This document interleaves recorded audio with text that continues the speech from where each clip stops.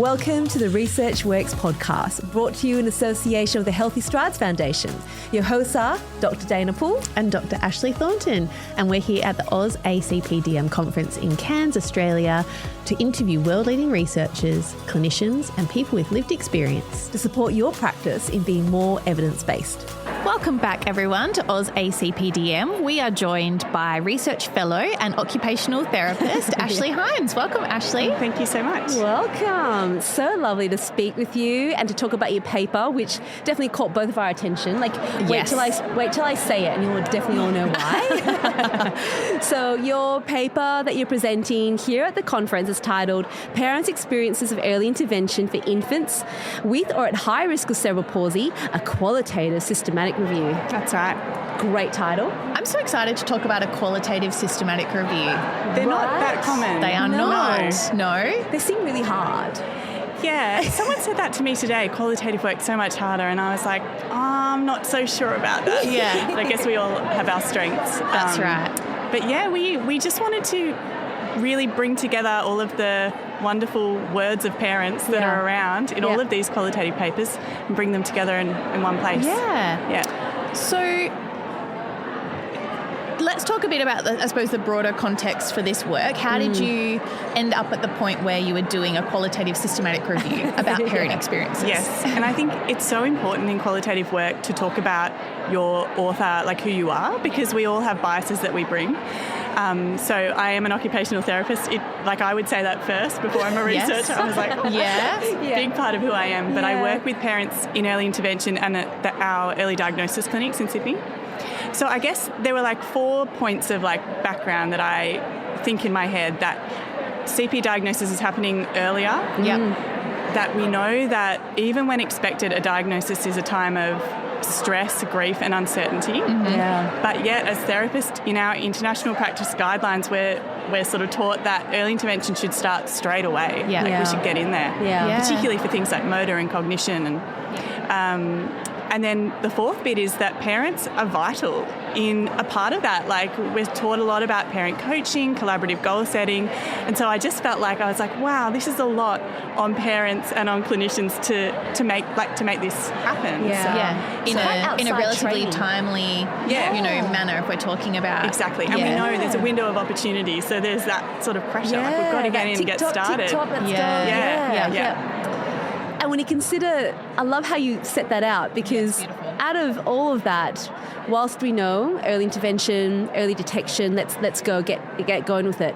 But during that phase, there is just so much grief as well, because it's what's really, I guess, quite normal is not the right word, but I think you know what I mean. It's part of our practice, it's what we do each day.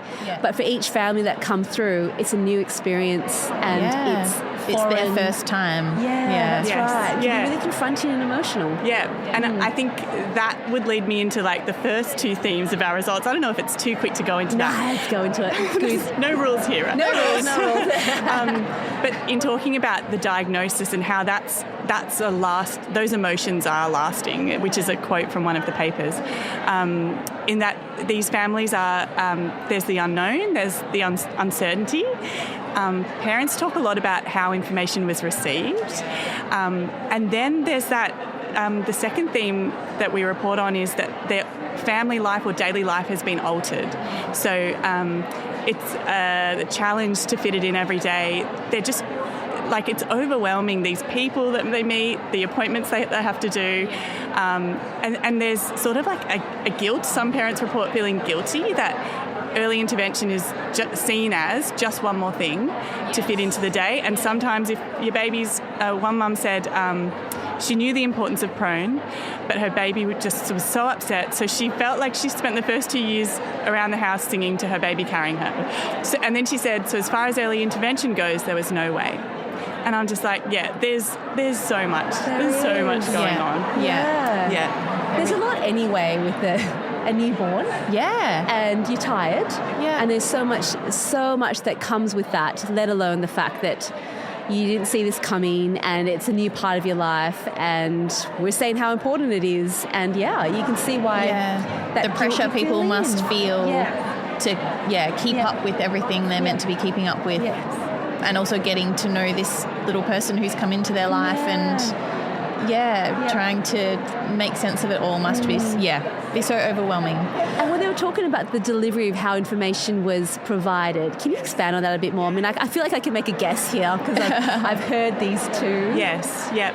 I think some parents talk about being a bit blindsided or that it's said but not said in a way. Maybe it's sort of, or there's assumed knowledge. So, yes, how they received information about cerebral palsy specifically, maybe a lot of other terms might be used. And, or, and as clinicians, we're, conscious of the stress and grief that they're going through and how they can listen and understand that in that moment. Yeah. Yes. But I think they're strong memories and strong moments for families, and the words that we use are really important. It's kind of like what Rachel Burns said this morning in the Ask Me Anything early intervention, and we need to go out and get these communication skills. Yeah. Yes. They're not skill sets that come as part of our course, but it's part of how we deliver information, and it can't be our discomfort that means we sort of don't deliver it in the right way, because the words have meaning and the person on the other side has to receive that. Yeah. I think about Sue Ann Davidson's paper around this topic as well, and one of the quotes that she often talks about from a parent is, this is your job, but this is our life. And it's absolutely one day at work for us, and I agree with that. Like you say, the effects of that interaction can be long lasting. Yes.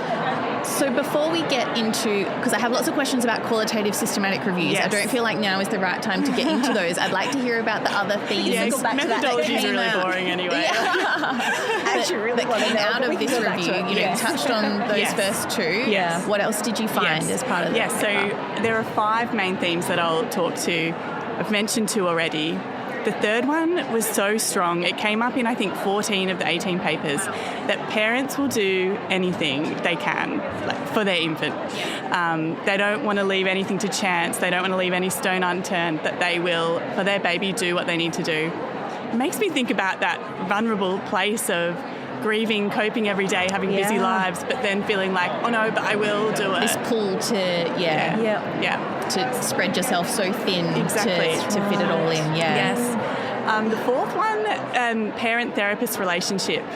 And it's interesting because in qualitative research, we do have trustworthiness to try and to show the rigour of our work. And one of them is sort of keeping a diary and meeting as a team regularly, which we did. And I had to be so careful with my biases because I read a couple in a row. I think there was only 2 papers, and parents mentioned friendships. Like the therapist became my friend. It was a social contribution that I valued. And my instinct was like, oh, whoa, no, that's maybe not what I want in terms of my therapeutic relationship. And so then I had to go back to the team, and they were like, well, actually, let's look at the data in vivo. You've got coding and you've got numbers, and actually, parents doing everything they can was in 14 articles, and therapists as friends was in 2 or 3.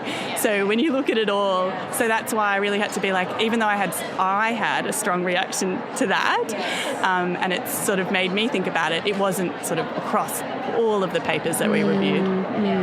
Yeah. That's a really interesting one, and I'm glad it's come up as well, because we don't often talk about it. Yeah. We're caring individuals. You tend to be when you're in this area. If you're not, I don't think you survive. I don't think you can be in this area. That's right. You hear people's stories, and stories are so powerful. Yeah. It's often what bonds people.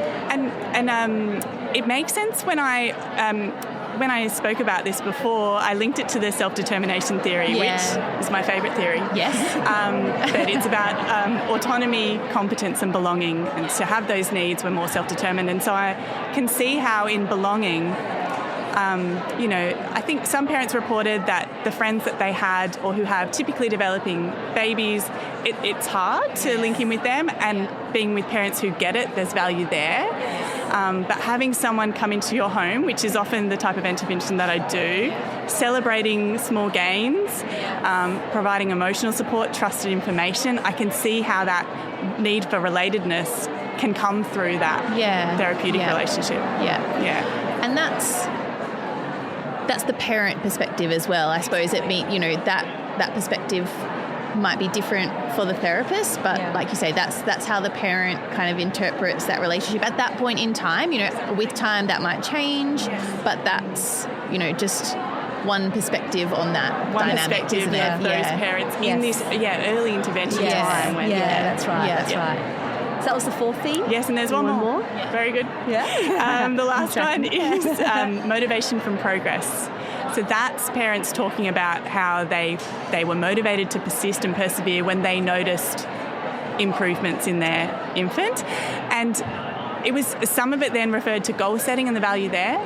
Some parents reported about how it's hard to set goals sometimes, and there was one about there wasn't really that time to celebrate. It was like, what's next, and or just not knowing what to set for a little baby. A lot of parents said that was really hard.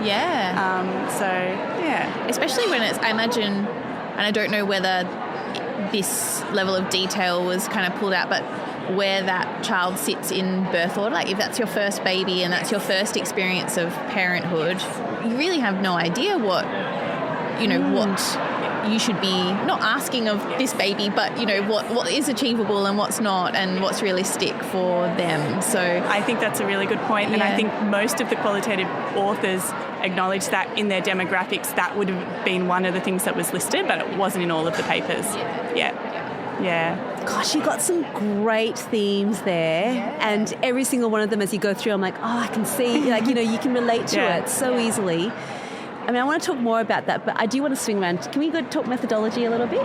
Yes. So, I think it's worth it. Yeah. Qualitative systematic review, not something that everyone will be familiar with. No. Lots of things that I really like in there. Yes. Qualitative studies and systematic data gathering. And so, just talk us through your process really quickly and how you ended up with these themes. Yes. So our research question was about what are the experiences of parents who have participated in early intervention. And I think there's so many things we should be asking parents about. Our scope here was that they participated in early intervention. And so we sort of described early intervention as therapy support with an allied health practitioner, so OT, physio and speech, and that most of the infants were at least 50% between 0 and 5 years old, and 50% having a diagnosis of CP or at risk of CP. Sometimes the age was hard. The participants of the paper were actually parents. So sometimes I'm like, I know how old the parents are, but I sort of need to know also how old the infants were and at what time they were interviewed, so that can make it different. So that was sort of the research question that shaped the articles that we included. And so then we were looking for qualitative papers that had some type of thematic analysis in it. What we wanted to do was bring it all together in one place. And so I think in terms of a qualitative systematic review, they aren't common. There's a lot of bias involved. And I mentioned it before, but the elements of trustworthiness is where and almost all of the authors did report on trustworthiness, and it's like one of my favourite parts, apart from the results obviously, but I love reading who the authors are. That reflexivity. And the reflexivity, it's when you get to meet the chef before you have the meal, who's put this together and what are their perspectives, because the reality is if you guys did the same systematic review, it would look different. And that's just being upfront with that. But I think that adds to the richness of the review and the findings as well. I think sometimes people, when we talk about reflexivity, which is, for those who aren't familiar with the term, I suppose the personal context that the authors are bringing to the research and how that might influence how they interpret things, or how the experiences are shared within the paper. It's really interesting and really important context, because like you say, the three of us could conduct the same review and in exactly the same way and look at all of the same quotes and think slightly differently about things. And that's the beauty of qualitative work, I think. And as long as you're upfront with it and open about it, that's the rigor. And there's 4 of us on the authorship team, so all of us are clinician researchers. One of our authors has an infant with CP, so she's currently doing early intervention. So it's been really interesting in our peer debriefing sessions to get her perspective on it as well. Wow. Yeah. So with this in mind now, and it's such a great piece of work, where to? Like, how are you going to use this to inform your next steps? Yes. I'm sure there's a next step already. Yes. I can tell by the sparkle in your eye. I know. Yeah, always, exactly. Well, I think we should always be evaluating our work in a qualitative way. Like, I think parents' words are so strong.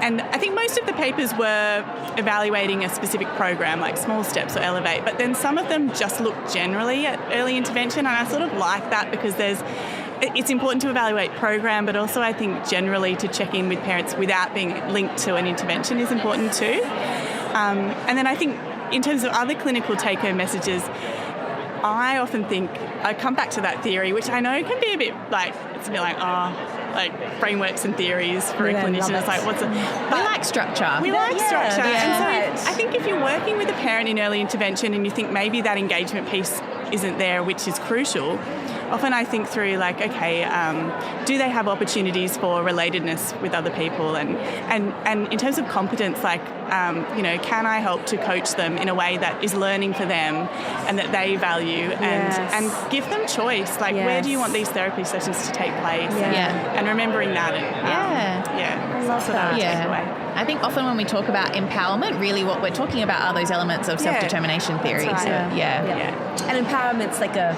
buzzword, right? Engagement, empowerment. Exactly. But there's a theory that sits behind it. Yeah. So there you go. It's very valid, very important. Yes. Ashleigh, thank you so much for coming on and talking to us today. I think it's so clear how passionate you are about this topic and this work. I knew passion. I was at high risk of ramble, so hopefully... No, not at all. You were very clear and succinct and explained it all beautifully, so thank you. Thank you so much. Thank you so very much. And to all of our listeners, gosh, that was a great one, wasn't it? So I hope you enjoyed that, and we'll talk to you all again really soon. Stay tuned. Bye. Bye.